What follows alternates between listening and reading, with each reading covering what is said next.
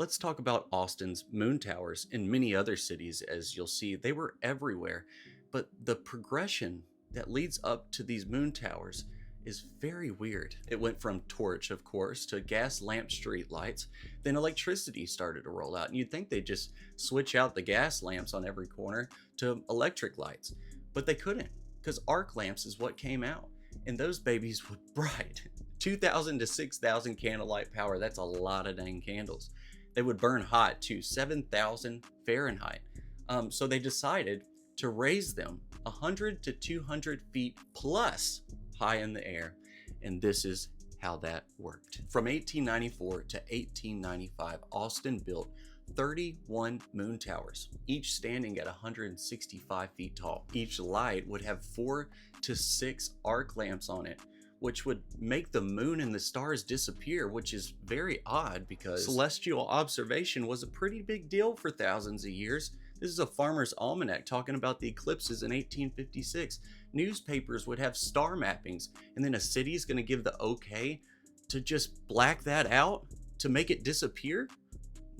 And down below, sparks would fall. People were walking around with umbrellas. Yeah, and the carbon rods that were in it, they would only last for a few hours, maybe a day. So you had some poor son of a gun going up and down changing them all day. I mean, it was a hassle. And then at nighttime, you could hear it hissing, buzzing, keeping people up. You'd think Austin would have learned from the other cities because they did it 10 plus years earlier. Austin didn't hear about the bad news on moon towers before they built 31 of them. This is San Jose's, 237 feet tall. It said that it inspired the Eiffel Tower. Oh yeah, Eiffel Tower had them too. Down from San Jose, LA would have a whopping 36 of them in the mid 1880s. But nothing would compare to Detroit, Michigan's 122 moon towers. That's a lot of light.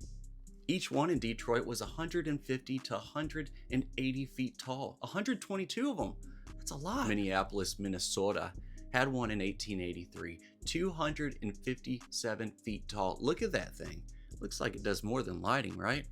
But it was too tall and too dim, so they took it down. Here's an eerie photo of New Orleans with its moon towers. What's that in the background? New Orleans would have some on the Mississippi for guiding ships, like this drawing shows. But they, of course, failed, so they used it for their power lines. You know. I also found one in San Antonio, it looks like. It's not as tall, but it certainly looks like LA's, but shorter. See? That's not just a regular light, is it? See what I'm saying? You know, electricity rolls out, and the first thing they do is moon towers, and it failed. And then later on in that century, in early 20th century, all these world fairs are lit up like crazy. Like it's been around for a while. And if you search long enough, you can find some mysterious lighting going on. What in the hell? See, this narrative in my eye is like, you know, tearing down a beautiful granite intricate building, saying it's outdated. Okay, these moon towers might have just already been there. And they slapped our technology on it because they couldn't figure out the other one, so they could get it erased. Oops, it didn't work. Bye, moon towers.